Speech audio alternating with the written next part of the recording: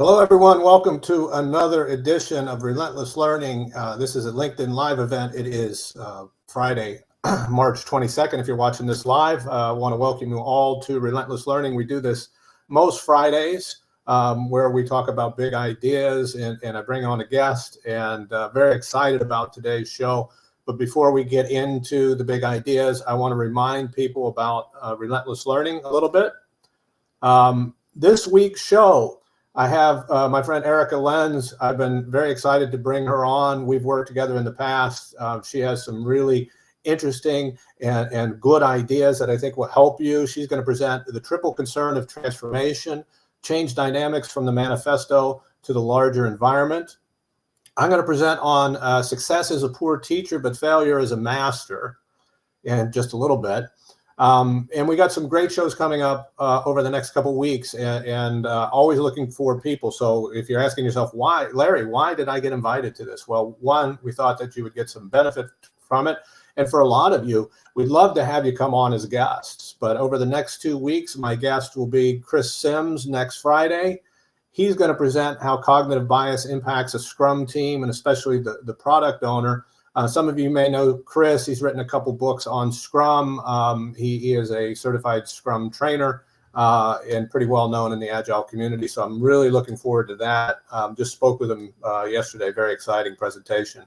On April 5th, Clement Cal will present Empathy Ignites Success. When we champion our customers' success, they will champion ours. If you don't know Clement, he has a product school, product management school that he does, pretty well known, a lot of followers on LinkedIn. So really excited to hear what he has to say. This Relentless Learning is sponsored by the VUCA MBA, and folks might want to ask, what is the VUCA MBA? Well, even if you didn't want to know, I'm going to tell you. VUCA is something that came to us as an acronym from the acronym industrial complex that we call the United States military. It stands for volatile, uncertain, complex, and ambiguous. It's how we describe the world today, and it is how the world is today. And the question is, how do we not only survive this world that is becoming more and more VUCA, think AI and all the stuff that's going on there, but how do we thrive in it?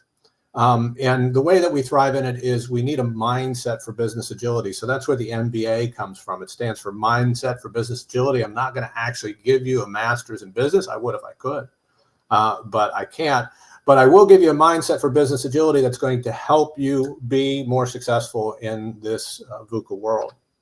Now, one of the things that is really interesting, and I in fact, some of you might have seen it just recently on LinkedIn, I have some books that I've written over the years. The very first book I wrote will be the 10th anniversary in June. And that was done in conjunction with my son's girlfriend, who was in PR at the time. And she said, hey, you got a book here. And we took some of my blog posts and we called that, it was called the Agile Manifesto, a brief and bold guide to Agile. That book just this past week was #1 on Amazon for short reads in technology. So what we did is we're going to give away the new book for free. And we got a QR code. All you got to do is click on your phone, capture the QR code.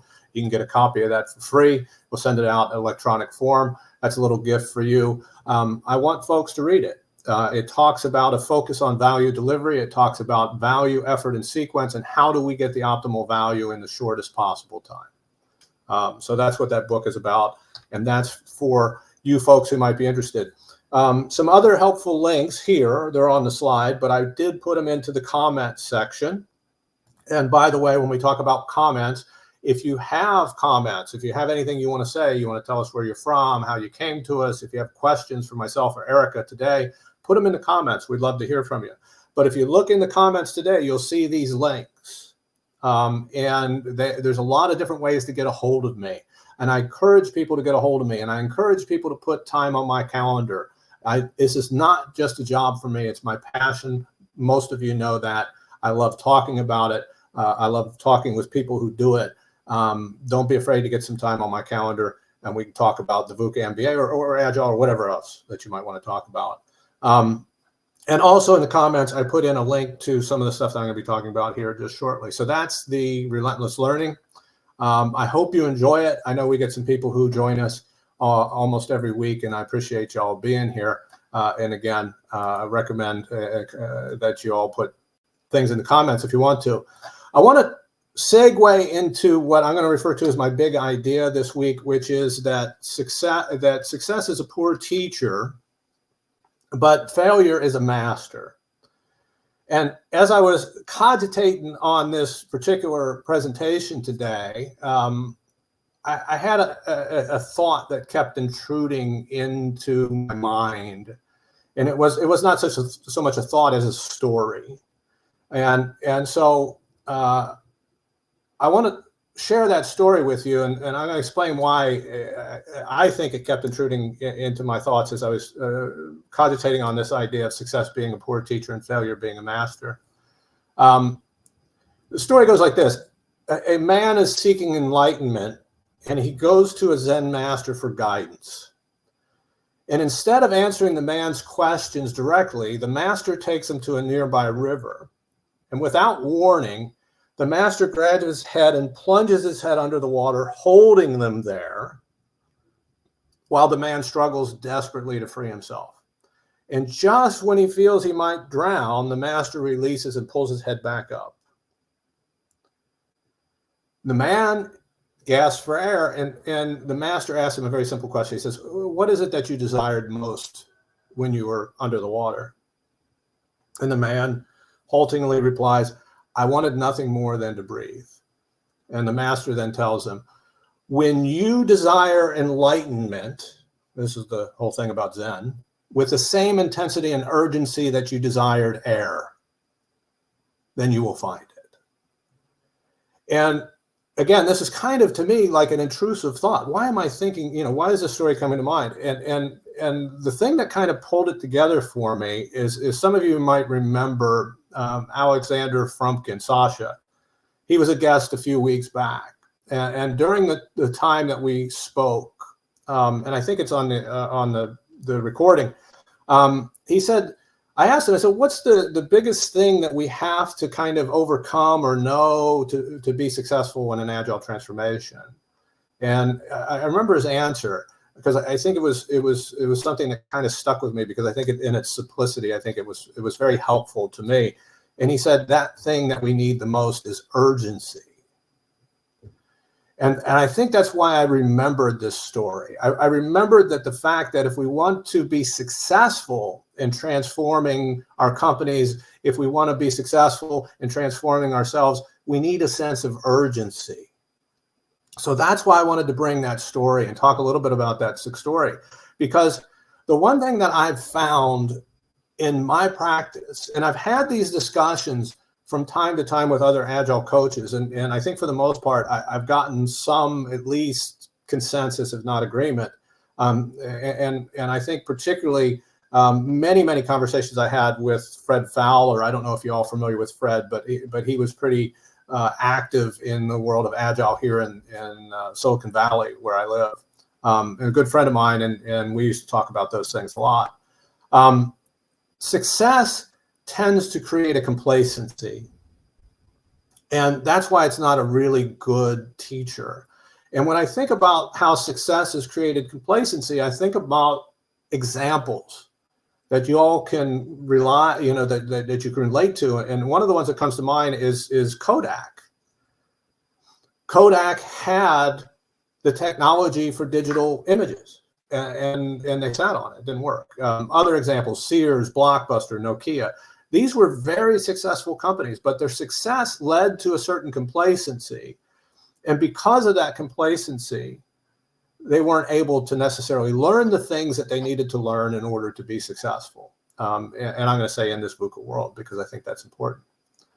And so we know that these are quote unquote failures, where success has not been a good teacher, and we haven't learned the lessons that we want.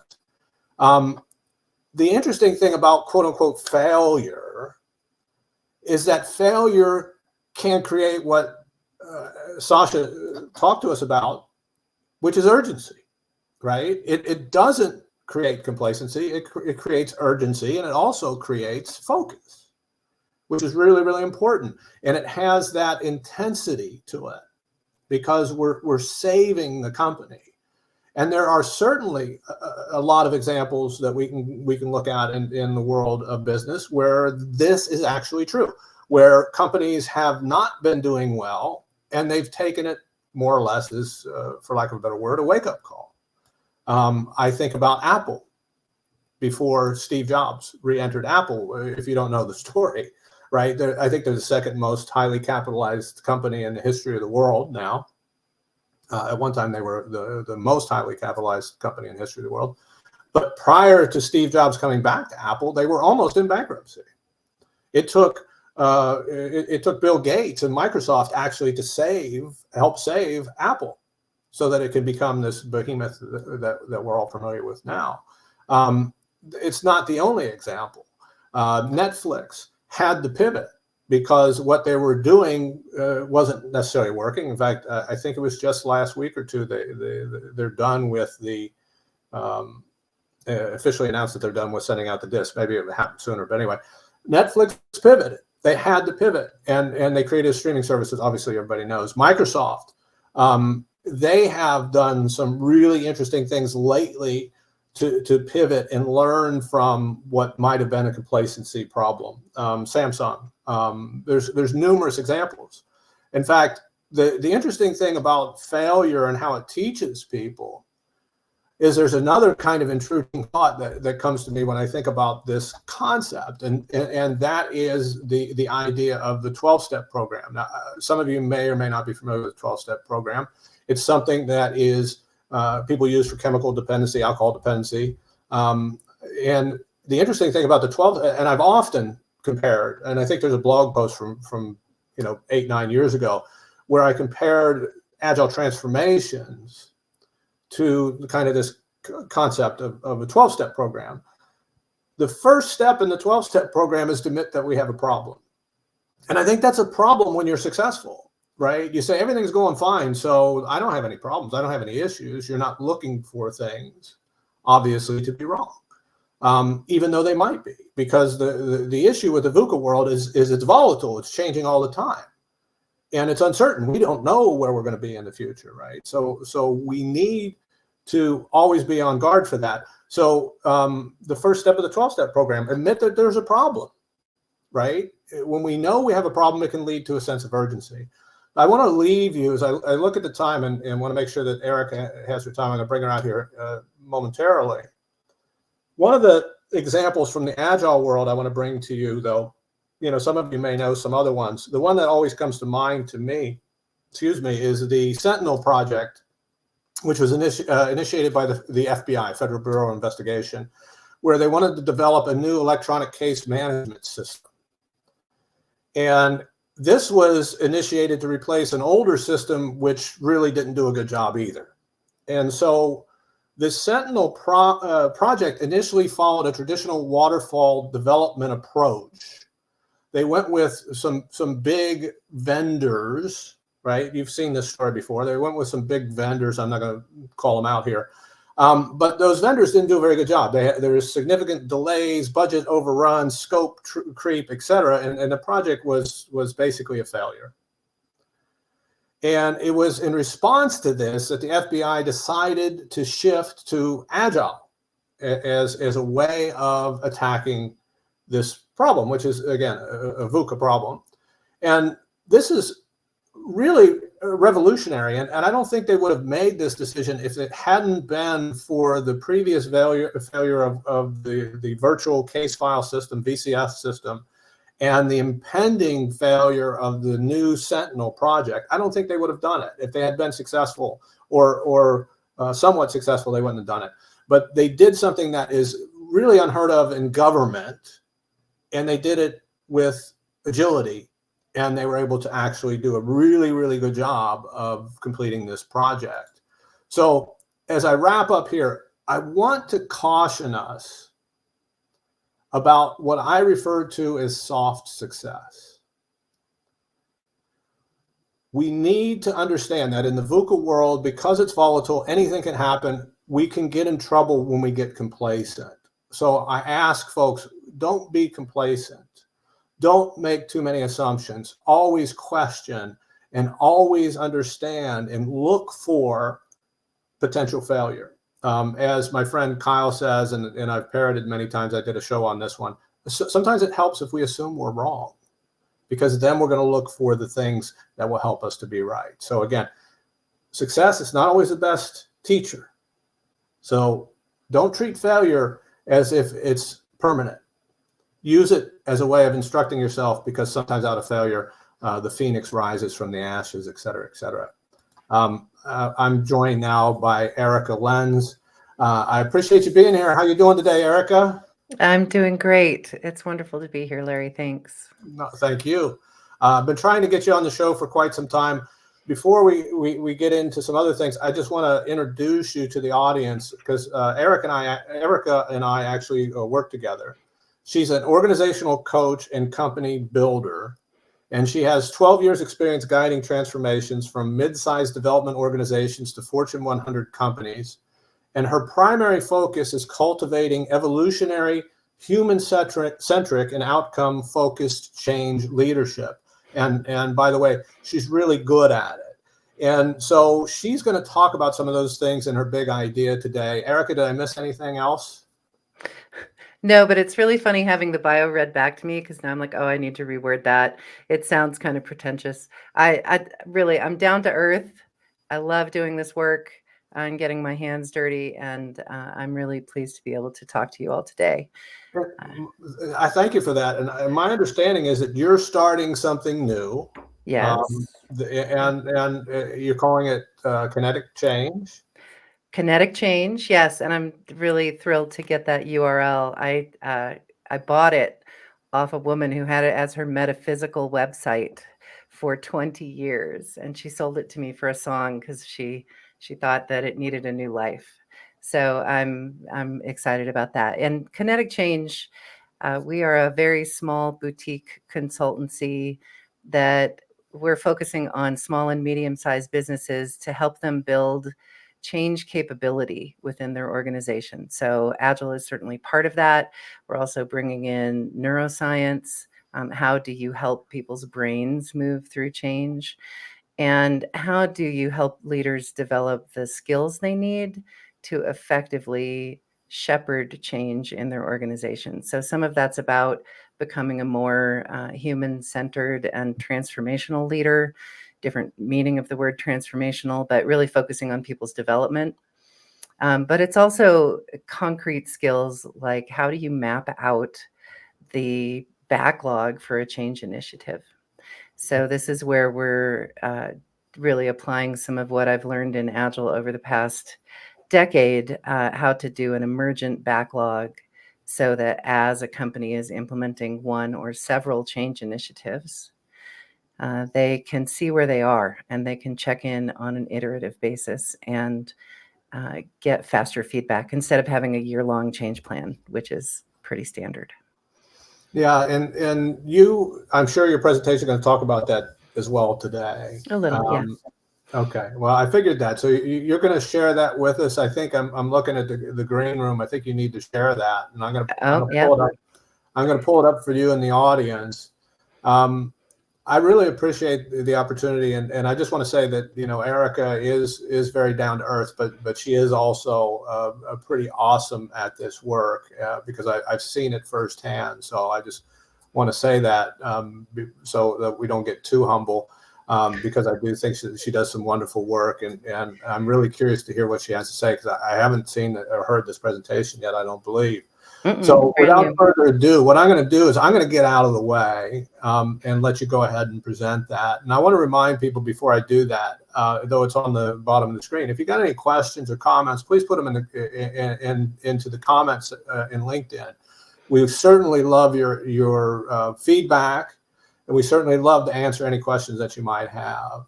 So don't be afraid to put them in there. And when she's done, we're going to have some time to talk about those. So Erika,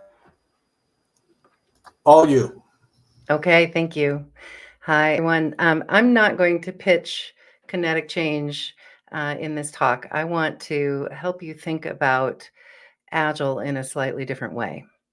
So I would like you to imagine your Agile adoption urgent or otherwise, as a body with many parts, from fingers and toes to nerve cells and immune cells as well. Got it?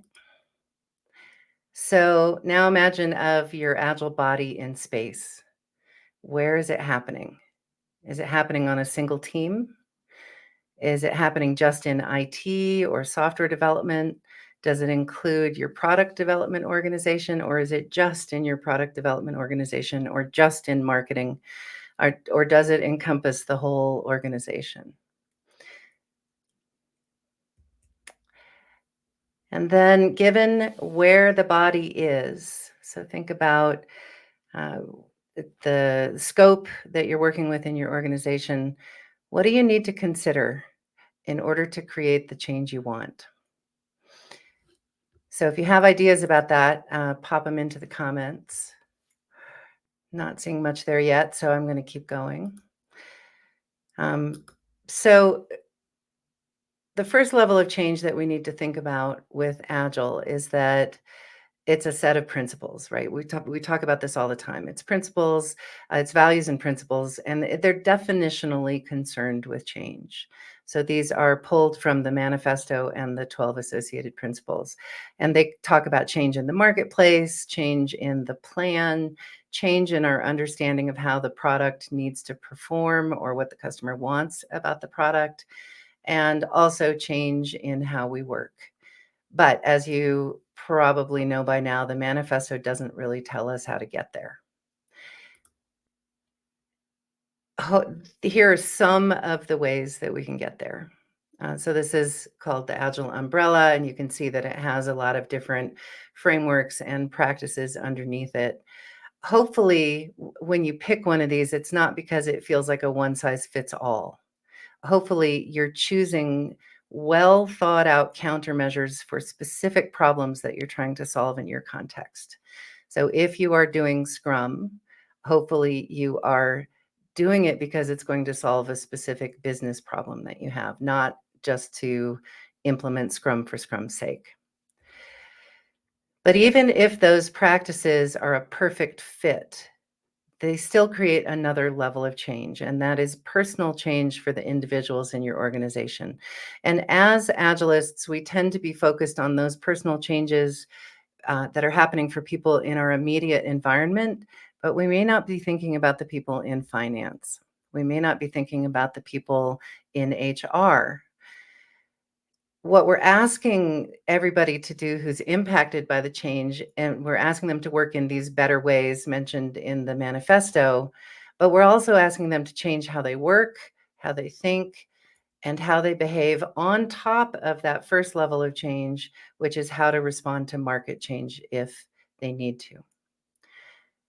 And I think we underestimate how hard this is. As Agilists, we often get kind of blinders on, and we focus on the principles and the practices and reciting things. But personal change is quite hard.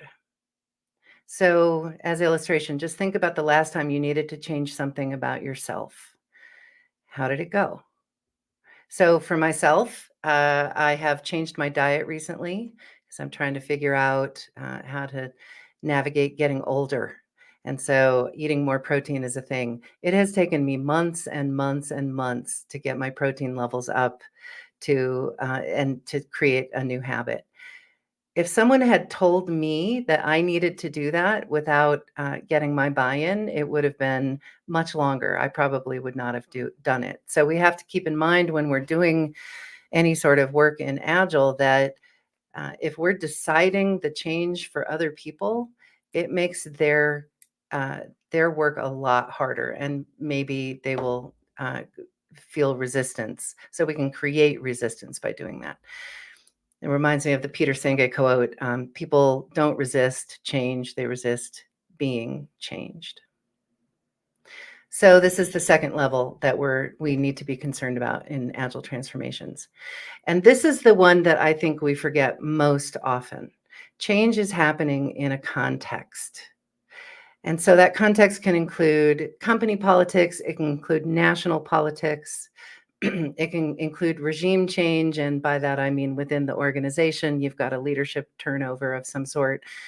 And most importantly, there are other change initiatives happening right now in your organization. I rarely hear those talked about when we're talking about agile transformation. And I mean things like we're implementing a new ERP tool, or there's some sort of change in how HR is structuring their performance reviews. So all of this combines to create change fatigue, resistance, or just that crappy feeling that things are confusing or that everything's happening in a fog. So now we're triply concerned with change when it comes to Agile. So I encourage you to look at these things and start to connect all of these things together. If you can, map it all out. If you know anything about systems mapping, map the entire socio-technical system, looking at the interactions and looking at the levels of change you have in your organization. I saw a statistic the other day that suggested that an individual employee in an organization is experiencing change 5 times more often than they were 5 years ago. So this is going up. It's part of VUCA, but it's also part of the world that we are going to be living in moving forward. So when we look at change, when we're trying to create an agile change, we want to keep in mind the personal changes, any changes in strategy that may be happening around the transformation, political changes, internal and external, tool changes that are happening, HR, and any other things that are happening in the organization. And that's it. Thank you. Look forward to your questions. Super. Thanks, Erika. I appreciate that. I haven't seen any questions coming in, but I want to remind folks that it's really important that if you have some things that you want to know and you have some questions, I have some, and Erika and I are going to talk for a little bit here. But please bring your questions to the forefront. Put them in the comment section, if you will. I appreciate that. The thing as I'm listening to your presentation is just the vast amount of change that we're all going through today. You said, 5 times, did I get it right? 5 times as much change now for individuals within a company than it was even 5 years ago? It's shocking, isn't it? If you start to really think about what that means, it means that people never get to settle. Right. Yeah. But, we always talk about this, and I've been around a pretty long time now. And so, things tend to go in cycles, and there's patterns and things that we recognize. Just your personal opinion. Do you see this as kind of the new normal? We always talk about the new normal about things, or do you see that there's going to be some easing of all this almost chaotic change that's going on? Oh, I'm not good at prognostication. I do know that this is a problem. I mean, the reason we started Kinetic Change is that my partner and I are both pretty exhausted at seeing companies move their people through change initiatives badly, whether we're talking about Agile or tool adoption or anything. People don't know how to lead change, and the discipline of change management. And I'm not criticizing anybody who is a change manager, because those folks get good training, and in general, they have really lovely hearts and a lot of care for the people that are going through the change. But change management is almost always delegated down. And so it's not at the heart of what senior leaders are thinking about. They think it's something that someone else needs to do. We want to create capabilities in modern leaders, as many as we can get our hands on, to get better at navigating this space. That's great. And we got our first question, but before I get into that, I want to just follow on to that. You talk about leadership and the fact that leadership has to recognize that this change is something that they need to not necessarily delegate down the chain. I'm always curious about the things behind it. Do you have any thoughts on why leadership would delegate such important things? Yes, and don't quote me on this because these are generalizations, but I think often it feels like a lot of work and maybe work that's hard. So they want to delegate it to the specialists, which is a way of getting it off their plate. Yeah. And I think that's a normal human response, right? Like it's totally understandable. The other thing that's happening in a lot of cases, especially when you've got not just change management people on the change team, but you're bringing in mid-level managers to be part of the conversation, creating an agile leadership team, for instance, or your guiding coalition if you're talking about Cotter. Often the people who get tapped to be in that group are your status quo managers because they're really good at managing the status quo.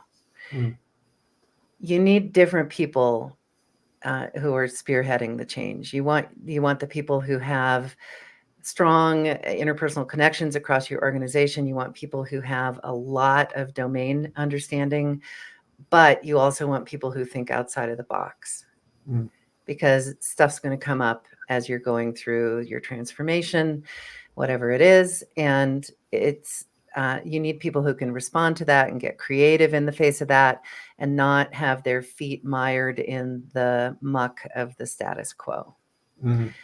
And people forget that. And I think it's hard to trust people who are not good status quo managers. Are you going to really pull your revolutionaries in, your divergent thinkers in, and have them lead this very important change initiative?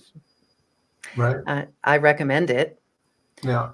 And I recommend that senior leadership, maybe all the way up to the executive level, if you can, that they have their toes in at least, and that they're actively providing top cover and actively providing the kind of promotional energy around it that keeps people aligned. Yeah, it reminds me, Erika, years ago I wrote, some of these are kind of tongue in cheek, but Apke's laws of agile transformation. The first one is it only go as high as the highest person who understands and supports the initiative. And I think there's some of what you're saying in that you really need people at the top of the organization to kind of spearhead, understand, and spearhead that change. And for those of you who think, well, maybe that's a good idea, maybe it's just happening in IT, and that's good enough. What we all know from decades of experience is that it never stays in IT. Yeah. And so it impacts product, it impacts marketing, it impacts sales, it impacts customer support. It's sometimes in significant ways. It impacts HR in significant ways. Big one. Finance, right? yes. Yeah. Well, if you're moving to a product organization, heck yeah. Yeah.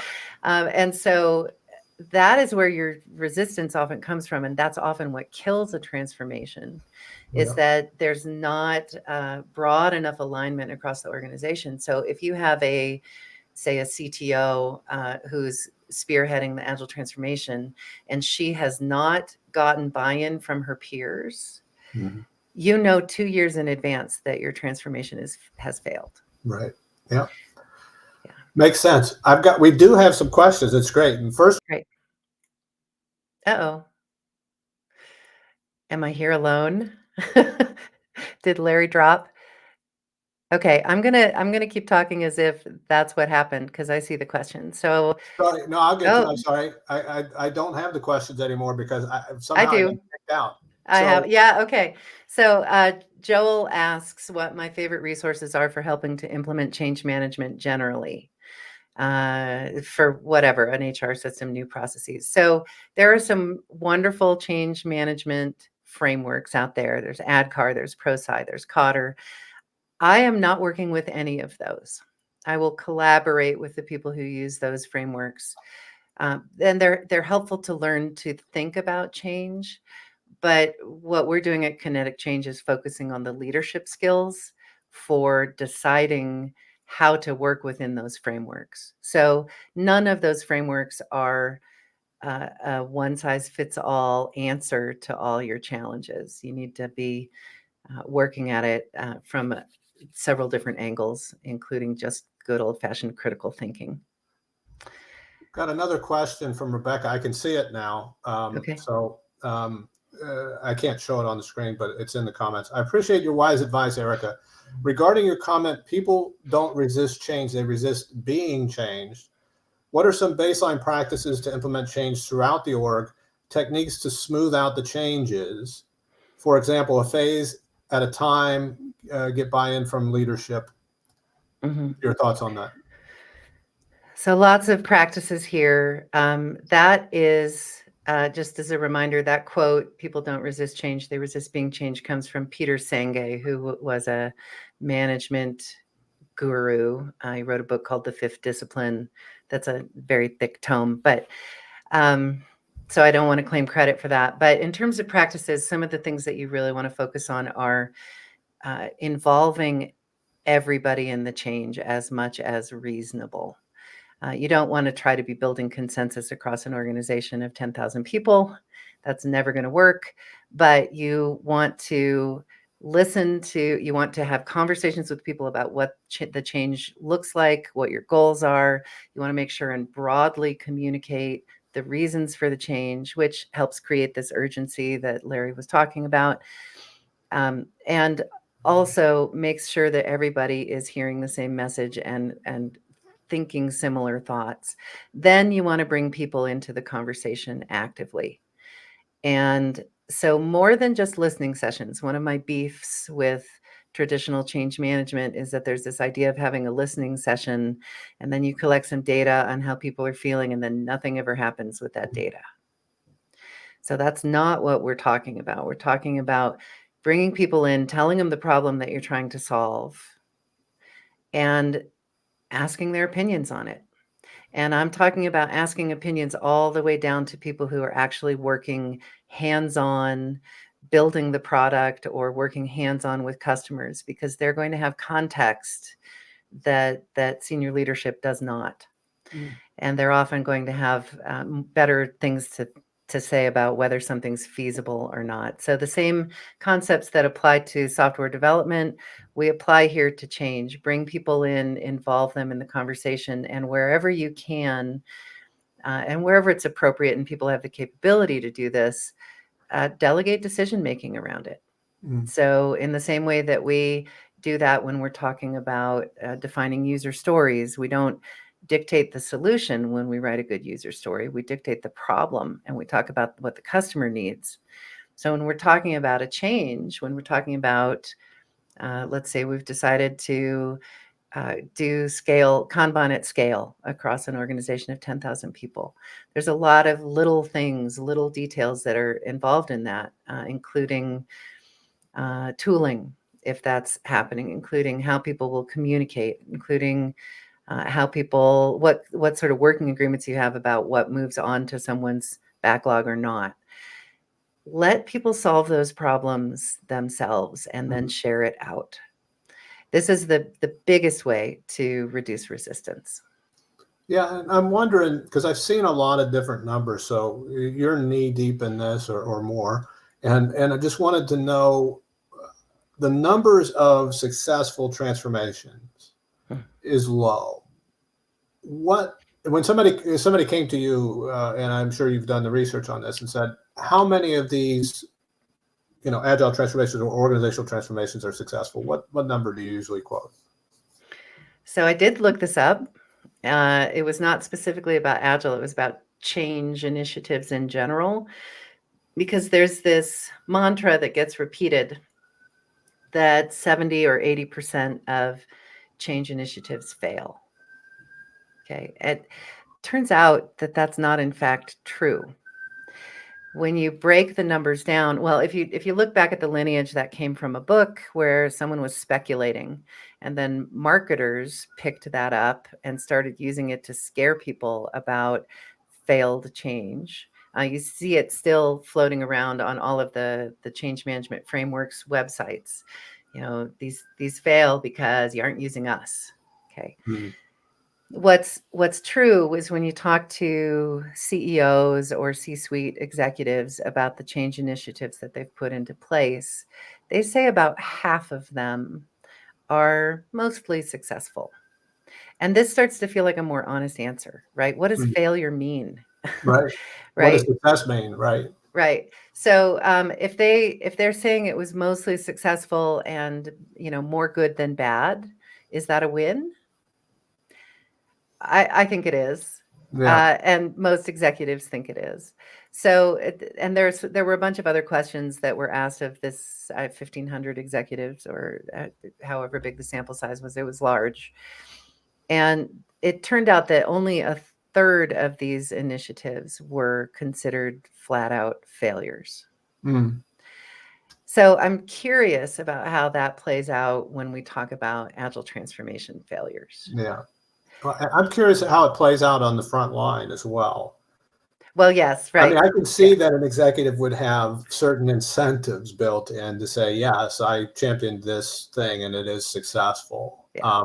And I wouldn't be the first coach who has left a gig somewhere where they declared success, kicked the coaches out, and then went back to doing what they were doing before. Hmm. So, I mean, I'll take it with a grain of salt. But if they're saying 50, 50-50, and I'd be curious what the front line is saying. It's probably somewhere in there. So it's south of half, Mhm. I would guess. Yeah, and it's not a single data point. So, Yeah, absolutely. But it's not. I mean, it's not a great percentage if they were doing brain surgery or something like that. I mean, right. right? I mean, if they're a baseball player, it's good. If you're a brain surgeon, not so good. But when we look at the fact, let's just take their number, even though I take it with some, I'm a little dubious about 50%. 1 and 2 fail, half of them fail. Mhm. What do you attribute to the failure for the ones that do fail, and somebody at a C level who's incentivized not to say it failed is actually saying it failed? What do you think is Behind closed doors over a behind it? beer, they'll say it's failed. Yeah. Yeah, maybe, I don't know, but Yeah. what do you think is the big thing? I mean, from your standpoint, obviously there's multiple things that go in there, but if you had to pick one thing, what would it be? If I had to pick one thing, I would say lack of alignment across the senior most leaders. Now, this is in large organizations. Mm. There are other reasons in different sized organizations that I think float to the top, but in the Fortune 100, Fortune 50, whatever level organizations that I've worked in, that has been so obvious.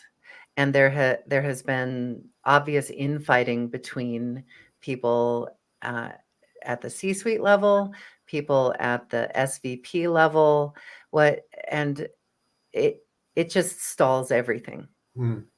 Because you have teams that need to be working together, but their boss and their boss's boss and their boss's boss's boss are fighting with each other, and so it just plays out down the hierarchy. And if you can't get collaboration to happen at the team level, you're dead in the water. Quick, just out of curiosity, it just came to mind. I don't know why I thought about it, but I wrote many, many years ago about this concept of a chief agile officer, a chief agility officer who could kind of lead these things and maybe play referee at an executive suite level. Your thoughts? Well, I'm calling myself strategic change officer for exactly that reason. And my intent is to get pulled in as a fractional executive for organizations that are in that situation. So all of my coaching skills, all of my mediation, all of my facilitation skills become useful in that context. I think it's a good idea, and I think it would probably be an incredibly difficult role to inhabit. Yeah, Especially full time, because you're the odd man out in that situation. You don't necessarily have the positional power that your fellow executives have. right. Yeah. No, Yeah. it's always was more of an intellectual exercise. Nobody's hired me to do it yet, though I am available. Go for it. Yes, and I think Yeah. you'd be terrific at it. Yeah, well, I appreciate that. I'm looking at time. Fascinating stuff. We could talk about this for hours. We have talked about this in smaller groups when we've worked together and others in the past. There's just so much around it. I appreciate what I'm going to consider and call your wisdom from experience of let's be practical about how much change we can absorb and what we can actually do. As we're closing, two things. One, first, how do folks get a hold of you? LinkedIn is probably easiest. Note the spelling of my name with the K. You can also go to kineticchange.com. We have some classes up there. We have a free membership. We have lots of goodies that people can connect that way. But LinkedIn is easiest if you want to have a conversation.